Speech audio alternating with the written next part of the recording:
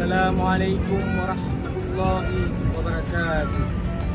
Alhamdulillahirabbil alamin. Wassalatu wassalamu ala asyrafil anbiya'i wal mursalin wa ala alihi wa sahbihi ajmain.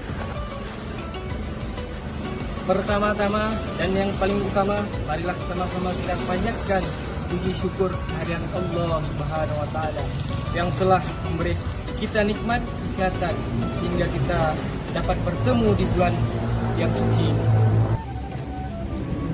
Salawat serta salam tidak lupa juga kita sanjung sajikan pangkuan alam Nabi besar Muhammad sallallahu alaihi wasallam yang telah membawa kita dari alam kegelapan ke alam yang terang benderang.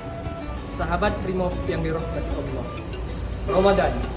Ramadan bukan hanya tentang menahan lapar dan haus, tapi juga tentang melatih kesabaran, menjaga lisan, dan memperbaiki diri.